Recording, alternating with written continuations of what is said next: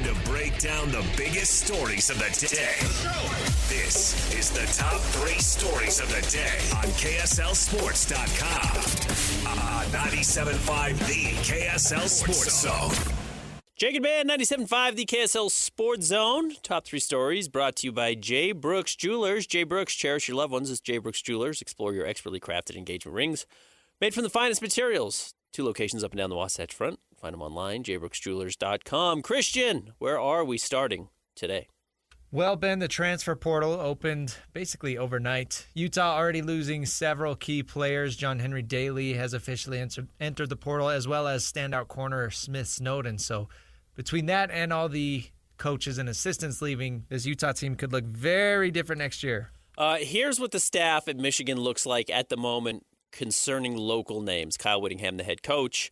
Jay Hill, the defensive coordinator. Jason Beck, the offensive coordinator. Lewis Powell, I know, surprised some people by making the jump. Some thought that he was going to stay at Utah. He ends up going to be the defensive ends coach at Michigan. Coy Detmer, who had been kind of the quarterback whisperer under Jason Beck, jumps to Michigan as well. And then Freddie Whittingham as the tight ends coach is going. Then, of course, Jim Harding. Some major losses there, certainly in the trenches. Jim Harding and Lewis Powell are huge losses. We know how good Jason Beck was at Utah. We know how good Kyle Whittingham's been for 20-plus years. And then Jay Hill, like we mentioned in the last segment, I thought really represented an uptick in seriousness of BYU football.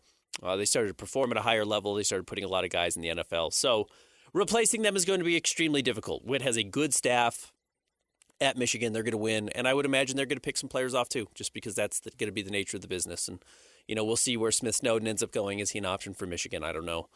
Certainly Isaiah Glasker gets very interesting. Satawala is very interesting. J.J. Buchanan. We'll see if either of the quarterbacks follows Jason Beck to Michigan as well. So there's a lot on the board there. It's just going to be different. And some of this is because this is a particularly wild rearranging of chairs when it comes to the names and the coaching staffs at both of these schools. I just think you're going to lose players every offseason. I just think naturally you're going to have guys jump from one side to another or leave the state altogether, and this is only the beginning of it. Yeah, and obviously it's not made easier, right, with, like you mentioned, the changing of the chairs, and I guess who are players more loyal to? Their position coaches, like Lewis Powell, or their DC, like Morgan Scalley. So with guys like Snowden entering the portal, obviously we didn't hear of the DB's coach going to Michigan, but it feels like Utah built so much to get past those the 5 and 7 year, right? Uh-huh. They spent so much time and effort getting back on track, all for it to just fall out from underneath them immediately following the season. It's crazy how fast this all happens. I do wonder, and maybe this is not a thing. Maybe it's everybody, and you're foolish if you try and do something different. But, when you rely on mercenary culture to build your team, which Utah did, you went out and hired Jason Beck last year and had him bring his best quarterback, his best receiver, his best running back. Of course, that was going to change. And then you brought in Mark Ottawaya, and with Mark Ottawaya brought his best running back and Wayshawn Parker. And it seems like Mark Ottawaya is sticking around at Utah. At least he hasn't been replaced. He's not jumping to Michigan. They've got Alford to stay there.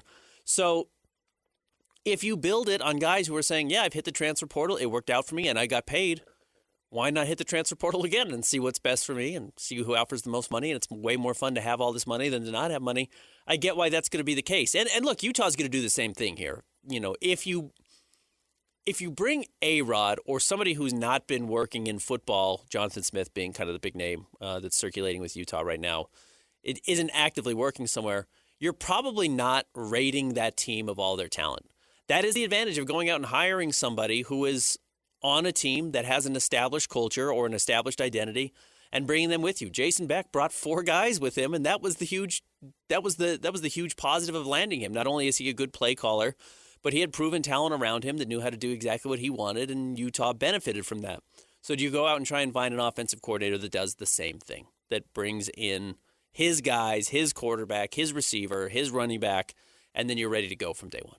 Yeah, because, we kind of talked about this, I think it was Wednesday's show, right? It's a lot harder to find a quarterback and then scheme around them than it is to, I guess, find the coordinator and then, it's easier to find a quarterback to fit that new system. Or brings one with him because Right. he already knows how that system works. Absolutely. So, if you do see a Jonathan Smith, how does he fit with a Bird Ficklin or a Devin Dampier if that ends up being the name? And look, Jonathan Smith's like the nicest person I've ever met in my life. I've probably met him a half dozen times, and I've loved every interaction I've ever had with him. If that were to be the name, I think it would be a very interesting and exciting hire for Utah. But yeah, he doesn't bring somebody with him. He's coming in having to craft something around probably what Utah already has, or he has to go recruit somebody differently Especially altogether. with Dampier and Bird being very unique players, right? They don't necessarily fit into any offensive system. You have to have a very particular read option offense built around that. Which, ironically, I think A-Rod could actually do pretty well. Now, I know BYU's had some great passers in his time,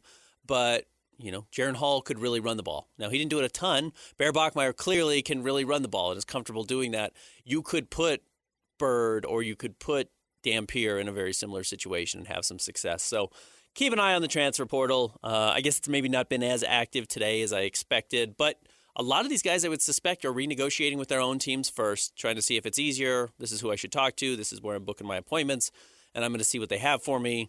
And then I will start to see actually who's going to go out there. And I know you're supposed to actually put your name in the transfer portal first. Maybe they put their name in the portal after they talk to their team if they don't like what they hear. Do you think there's a point where Utah can officially hit the panic button? Like if they start losing a certain amount of players after already losing all these assistant coaches, you know what I'm saying? Is there a point where it hits that and they're like, okay, now it's time to really worry about next season? Or are you confident in Morgan Scalley's ability, I guess, to be right no matter what? By all accounts, not his ability to be right no matter what. The best coaches of all time are not right no matter what. I do think, and talking to people behind the scenes and seeing everything everyone's reported, like, we have seen Morgan Scalley preparing for this job for 10 years now. Like, he has recognized what he's going to be going through when he takes over. Now, I think he had hoped Jason Beck would be in place, and he was only making one decision on who he was going to hire. And ironically, it sounds like the defensive coordinator is maybe the job that's most settled of all of them, which is going to be Colton Swan, the linebackers coach at Utah. Seems likely that he's going to be the man. I do think he's thought about this before. So I don't think he's going to get caught with his pants down. So I don't think that's actually a major issue. Now, if he can't land somebody or nobody can see eye to eye with his vision of an offense, I think that would be difficult. Utah's a good job. Utah's a good job. It's a place you can come in and win. And look, Jason Beck just proved if you win at Utah, you can maybe get an opportunity to coach at a bigger spot. Now, he went because Witt went, but if you have success on the offensive side of the ball at Utah, it's not hard to imagine that somebody would come and try and poach you or you'd continue to get a raise. And conceivably, because I don't think anyone thinks that Morgan Scalley's making as much money as Kyle Whittingham was last year, there should be a little bit more money around the program to pay your coordinators if you need to. And Utah, after losing Kyle Whittingham, should be willing to put a little bit more money in the pockets of their coordinators if they feel like it's going to give Morgan a softer landing as the head coach now. I would hope they would do that. And then also put that same money towards NIL, make sure they're spending that full $22 million allotment. I am curious to see what kind of experience they bring in around Morgan, this being his first stint as a head coach. Sometimes you'll see that, right? Bringing in guys who can help with that and bring stability and bring, I guess, veteran experience and leadership. And obviously Scalley's been a DC for a long time. It's not like he's brand new to coaching, but being a head coach is a big jump, so we'll see. Jonathan Smith would make a ton of sense in that realm if that was the case he wanted to go. Having coached at Oregon State, he was a former quarterback himself. He was the quarterback for Chad Ochocinco at Oregon State and TJ Hushmanzada, I believe, and then was the head coach at Oregon State. He was a quarterback's coach, I think, under Chris Peterson at Boise State. He was the head coach at Michigan State, and that obviously flamed out, but that was a bit of a cash grab for who was otherwise kind of thought of as one of the more respected coaches in all of college football. And what I didn't realize is just because he's been doing this for so long, Jonathan Smith and Morgan Scalley are the same age. So if you said they came up together, kind of rose through the ranks together, I think that would make a lot of sense. And then, yes, has that head coaching experience where maybe you could bring in and have a little bit more understanding. That's why I'm a little surprised we haven't heard Gary Anderson's name thrown around a little bit more, making a return to Utah, just with his past. And if he was an analyst, how well he would do in that role. But I'm not worried about Morgan needing to hit the panic button. The truth is, I think Utah's already been through the worst of it. I think losing Jason Beck and Whittingham and all these position coaches, that's the disaster. The rebuild should not be as difficult as how much they lost. And Scally said multiple times in the post game following the Las Vegas Bowl that they knew what was coming and that they have a plan. Yep. And to just be patient. So I'm curious to see what that plan is because, sometimes if you do plan for things correctly, then you will end up in a good position. And sometimes things don't go according to plan. So I am curious to see what ends up happening. And if it ends up being A-Rod, it's a guy he's known his whole life, or at least for the last probably 15, 20 years now, coaching in the States. So I think that would be an A-plus hire as well, because that would be a guy who Morgan clearly identified long ago that he wanted to work with once again. So we'll see. It's very interesting. The incestuous nature of BYU and Utah continues to move forward with coaches jumping side to side. We'll see what it ends up looking like. All right, what's next? Well, it's 2026, new year. Looks like tanking is back on the menu. Cody Williams led the team in scoring yesterday because nobody else played. Cody Williams had the career high. Kyle Anderson had 22. I think it was his season Career high as yeah. well. The Jazz played well. I mean, they were down 16-0 to start the game. The Clippers clearly took their foot off the pedal, and the Jazz jumped back into the game and actually took a 3-point lead midway through the third quarter, 4-point lead midway through the third quarter before Kawhi Leonard turned it on and really won the fourth quarter. But yeah, I do think you saw, and we've seen signs of it recently, some games where guys are resting, some games where they've sat two centers when they probably only needed to sit one. I think you've seen the Jazz start to toy with the idea of not trying to win every game at its most, and Will Hardy's still going to coach. He still coached a lot last night and still tried to win that game through the third quarter, and then in the fourth quarter, as I mentioned, Kawhi took over. But I do think you're going to start to see this more aggressively, and I wrote my article last night. You can go read it at KSLSports.com. Ironically, even with the Jazz, I think, performing so much better this year than they did last year, they are still closer to having the fifth worst record in the NBA than they are being in the play-in tournament. Now, there are fewer teams between them and the play-in tournament than the fifth worst record in the league. But they are a game back, or I should say a game ahead, technically, of the Mavericks, the Hornets, and the Nets for the fifth worst record in the NBA. They're a game and a half back of the Portland Trail Blazers. So, again, they're actually closer to owning the fifth worst record in the NBA than they are being in the 10th seed in the West. And with 49 games left in the season, they're going to have an adequate opportunity to do whatever they want. If they did decide, hey, we want to make the play-in tournament, we want to give Oklahoma City the worst possible draft pick that we can, they could make that push. If they decide we want to get into the lottery, they can get there as well. And yes, what you saw last night against the Clippers is one of these quote-unquote 2-for-1 games. Clippers were behind the Jazz in the standings, so they pick up a win, and the Jazz lose, so they had that loss to their resume. And then the Clippers are actually now tied with the Jazz in the standings. You've got Charlotte coming up. You've got 3 games against Dallas coming up in the next few weeks. You've got games against Charlotte coming up in the next few weeks. Those are all those 2-for-1 games where wins by those other teams are particularly impactful when it comes to the lottery at the end of the year. It also double or I guess triple helps out the Jazz in that sense because remember, Oklahoma City owns the Clippers draft pick. They do as well. So not only do the Jazz hold on to their pick and keep their pick from going to the Thunder, they're also kind of helping out the rest of the NBA by helping LA hold on to their pick and keep that one from going to the Thunder. But I liked your tweet yesterday you put out. Obviously, Austin Ainge said you won't be seeing that this year in regards to tanking. Well, it's 2026 now. It's a new year. 2025. I don't think he was trying to get off on a technicality there. But, yeah, I thought it was kind of funny. And, it's the hard part of where they were. And, honestly, why, as much as we bemoan Coach Speak and why that was a great quote and why I wrote about it and everybody wrote about it and ran with it, you can still hear them talk about it on every national podcast whenever the Jazz get brought up that wasn't going to be the plan. Sometimes you have to change your plan.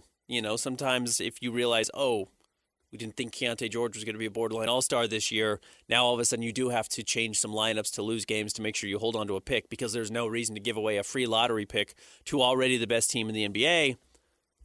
You got to change the hand that you're dealt. And that quote was so vague anyways. Like, what did he mean by you won't be seeing that this year? You won't see tanking, period. You won't see fake injuries that are going to get the Jazz fined.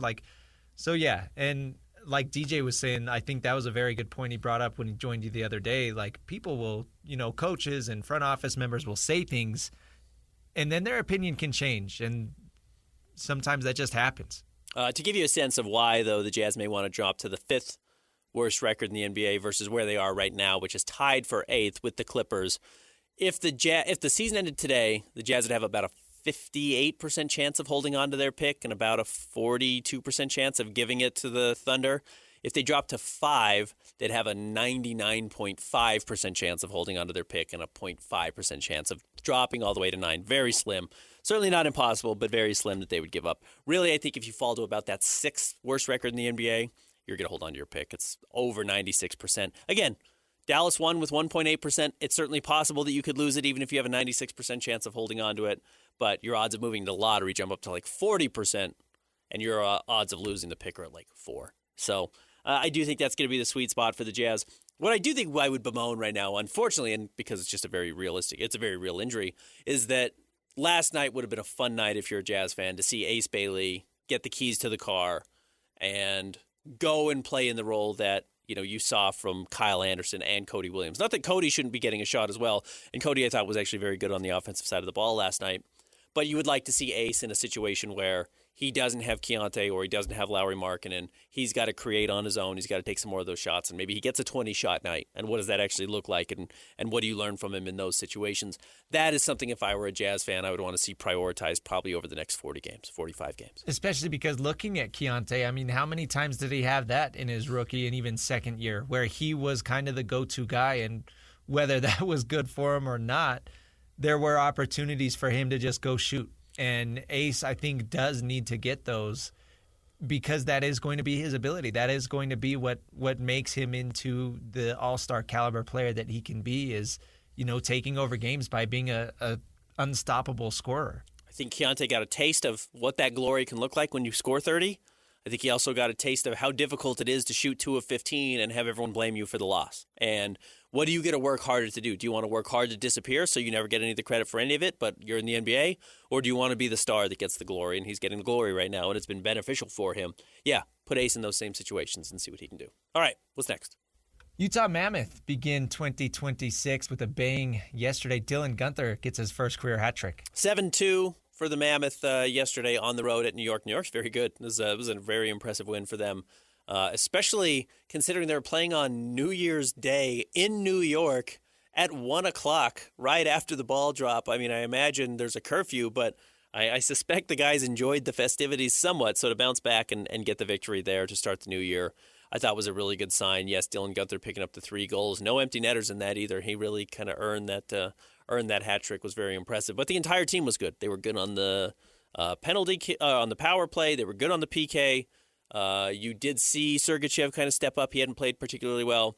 Clayton Keller got the goal. And then on top of it, Clayton Keller got the call that he will be joining the U.S. Olympic team as well. He's one of the final players to make that roster. But you hope, as we mentioned on Tuesday, maybe it was Wednesday, you hope that's a weight off his shoulders. I'm sure he was waiting for that. I'm sure he was nervous he wasn't going to make it. He hadn't played particularly great this season. So to get that call and make the team, it's got to feel like a real vote of confidence. And sometimes guys take that confidence and they really run with it. And hopefully he can rebound to playing at the level he was last season, because with Logan Cooley out, Clayton Keller's the ideal guy to assume not a bigger role. I mean, he's the star of the team, but, to make up some of that gap where the production is lost with Cooley. And we haven't seen it yet from Clayton Keller, but that'd be a major plus for him. Yeah, it definitely is time for him to step up. And I know that he's had, personal loss in his life, and that's very, very tough. And I don't want to make it seem like it's easy to move on from that, but Clayton Keller is a special player, and He is the best current player on this team. I think he has the potential to be. Obviously, last year almost hit 100 points on the season, so I'd like to see him be more aggressive in shooting the puck. And you're right, the Four Nations face-off last year was so much fun, and Clayton Keller, I think, felt left out because he wasn't able to participate in that. And hopefully the Olympics this year is just as fun, cheering on Team USA, but now Clayton Keller will be there. And exciting. I'm excited to talk to Nick Olczyk. He's going to join us coming up at 11:30, getting a breakdown on what this means, because remember, NHL players haven't always been able to represent their teams during the Olympics. This is a bit of a recent agreement in 2026 and 2030 that they're going to allow the players to depart their rosters to go and play. So very, very cool there that we're going to get to see. And then they're playing in L.A., right? Where are the games this year? Italy, I think. Italy, you're right. LA's Italy, the Summer yes, Olympics. Italy's the Summer Olympics. Sorry, I'm thinking winter still. Going to Italy where they've had all the issues with the ice rink. But very cool. Nice opportunity. And then Olli Mata is also on the team for Team Finland as well. So another Utah Mammoth player being represented. So excited for that, and cool to see if they can keep this momentum going. Staying in New York, another game tomorrow at 1 o'clock, another midday game. All right, we'll take a break. When we come back, we'll look at the disaster that has been the college football playoffs so far. Stick around. Jake and Ben, 97.5, the KSL Sports Zone.